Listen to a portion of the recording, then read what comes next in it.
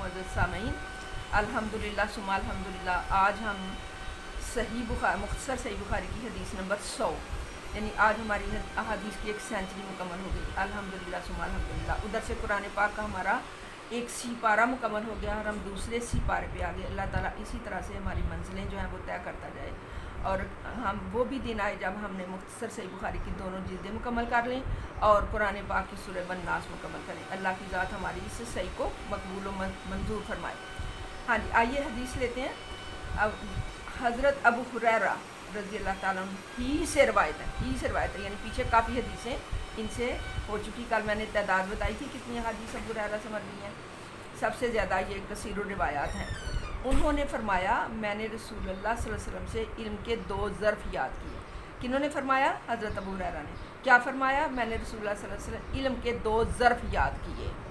इनमें से ज़र्फ़ मीन बर्तन, यानी आप यूँ समझ लें, मिसाल के लिए उन्होंने ये तमसील बयान किया कि यूँ समझ लें कि मैंने रसूलुल्लाह सल्लल्लाहु अलैहि वसल्लम से अहादीस का जो इल्म हासिल किया तो 2 बर्तनों में अगर उनकी अलग-अलग तखसीस कर दी जाए, उनमें से एक तो मैंने ज़ाहिर कर दिया, यानी एक बर्तन में जो मैंने इल्म हासिल किया, एक ज़र्फ़ जो था उसको मैंने ज़ाहिर कर दिया। यानी पीछे हम जितनी पढ़ते आ रहे हैं तालीम, ताल्लुम, दर्स, तदरीस के मतलब जो भी हदीस हैं वो सारी की सारी अबू हुरैरा ने ज़ाहिर कर दी।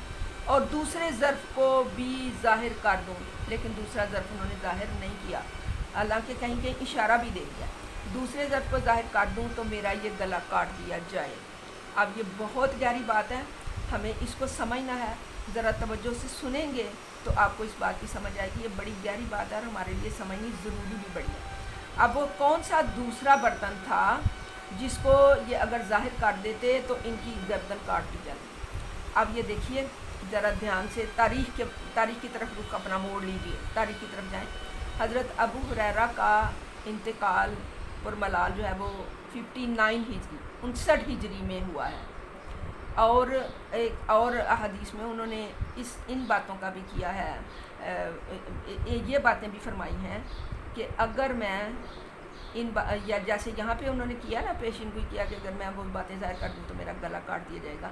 फिर इसी तरह से उन्होंने कहा है कि मैं 60 हिजरी के शर से और छोकरों की हुकूमत से अल्लाह की पनाह चाहता हूँ, छोकरों की हुकूमत से अल्लाह की पनाह चाहता हूँ। 59 हिजरी में उनका इंतकाल हो गया और 60 हिजरी में यजीद बरसर इक़्तिदार आ गया।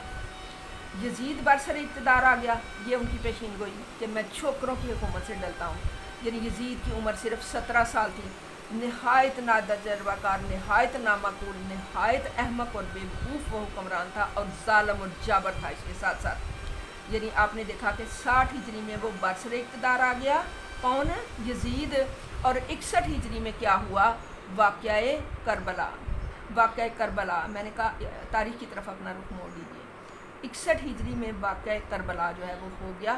अब इसने यजीद ने इसी पर इक्तफ़ा नहीं की।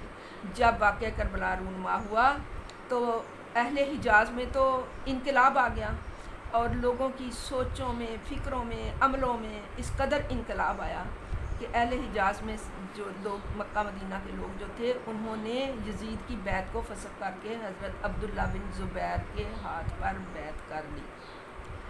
और ये अब्दुल्ला बिन ज़ुबैर जो थे वो उस वक़्त हिजाज़ के गवर्नर थे। इसने यजीद ने ही भेजा हुआ था उनको। अब इसने जब उनको पूरा ख़तरा जो था वो इन्हीं की तरफ से था, हज़रत अब्दुल्ला बिन ज़ुबैर की तरफ से। चुनांचे हज़रत अब्दुल्ला बिन ज़ुबैर भी इस बात को महसूस करते थे। उन्होंने उनसे बैत ली अहले हिजाज़ से और आके तो बैतुल्लाह शरीफ में क़याम किया। यानी उसको उन्हें पता था कि अब यजीद उनको ज़िंदा नहीं छोड़ेगा, लिहाजा उन्होंने काबतुल्लाह में क़याम किया और काबतुल्लाह को जाए अमन समझते हुए वहाँ पे आपने तशरीफ़ रखी। लेकिन ये यजीद पलीद जो था, इसने क्या किया? हज़रत अब्दुल्ला बिन ज़ुबैर के इस फेल से, क्योंकि उन लोगों ने उसकी बैत जो फिसक कर दी थी और वो उन लोगों को अपनी बैत के तहत लाने के लिए उसने ये हरकत की कि अपनी फ़ौजें और लश्कर ये यजीद के दौर के 3 स्याह कारनामे, यजीद के दौर के 3 स्याह कारनामे, वाक़या करबला और वाक़या हुर्रा में मक्का शरीफ और मदीना शरीफ पे चढ़ाई। अब सबसे पहले ये हज़रत अब्दुल्ला बिन ज़ुबैर की तलाश में ये मदीना शरीफ आया। मदीना में इसने मेरी ज़ुबान जो है वो ज़ेब नहीं देती कि मैं क्या वो लफ्ज़ इस्तेमाल करूं, लेकिन तारीख़ जो है تاریخ کے الفاظ جو ہیں وہ دہرانے پڑتے ہیں کہ اس نے مدینہ شریف میں آ کے آگیں لگائیں، اور بہت سارے اہل ایمان جنہوں نے ان کی تھی بیعت حضرت عبداللہ بن زبیر سے، ان کو تہہ طے کیا، اور 3 دن تک مدینہ شریف کے اندر اس نے یہ خاک و خون کا کھیل جو ہے وہ ناپاک کھیل جاری رکھا۔ اس کے بعد مدینہ شریف سے پھر یہ مکہ شریف کی طرف آیا، اور مکہ شریف میں آ کے پھر اس نے نعوذ باللہ اسے پتہ تھا کہ حضرت عبداللہ بن زبیر یہاں پہ پناہ گزین ہیں، اور اس نے عبداللہ بن زبیر کو باغی قرار دیا نعوذ باللہ، حالانکہ وہ نہ باغی تھے نہ سرکش تھے، وہ تو اہل ایمان میں سے تھے، لیکن اس طرح کے لوگ یزید کو کہاں پاتے تھے۔ اس نے ان کی تلاش میں جو ہے وہ کعبۃ اللہ پر سنگ باری کی، استغفر اللہ، اور کعبہ کی عمارت کو بھی نقصان پہنچایا، اور پھر اس نے وہیں پہ حضرت جو عبداللہ بن زبیر تھے ان کو نعوذ باللہ کعبۃ اللہ کے اندر ہی شہید کر دیا۔ یہ وہ باتیں ہیں جو کہ ان یہ جو 1.5 لائن ہے نا، اس کے اندر یہ باتیں چھپی ہوئی تھی کہ حضرت ابو ہریرہ نے رسول اللہ صلی اللہ علیہ وسلم سے علم کے 2 ظرف یاد کیے، ان میں سے ایک تو ظاہر کر دیا یعنی علم و تعلم والا، لیکن دوسرا جو تھا نا کہ وہ جو ظالم حکمران آئیں گے بعد میں، اس کے بعد جو ظالم حکمران آئیں گے یزید، اور پھر بہت سارے اموی اور عباسی، اموی اور عباسیوں میں اس کے بعد ان کا دور آتا ہے نا، ان میں کچھ اچھے حکمران تھے لیکن وہ گنتی کے چاند ایک تھے، باقی سب کے سب ظالم اور جابر حکمران تھے۔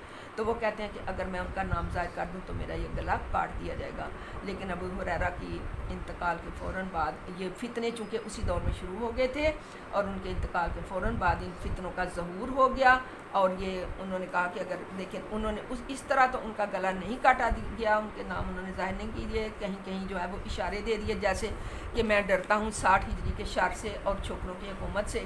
وہ چھوکروں کی حکومت یزید کی حکومت تھی، جس کی عمر صرف 17 سال تھی، اور بہت ہی ناتجربہ کار تھا اور ظالم اور جابر تھا۔ اس نے اتنی اسلام کی تاریخ پر سیاہ جو ہے وہ دھبے لگائے ہیں کہ ایک سکھ جو نبی صلی اللہ علیہ وسلم کا بہت بڑا عاشق ہے، بڑی نعتیں وہ لکھتا ہے، تو اس کو کہا گیا کہ بھئی تم اسلام کیوں نہیں لاتے؟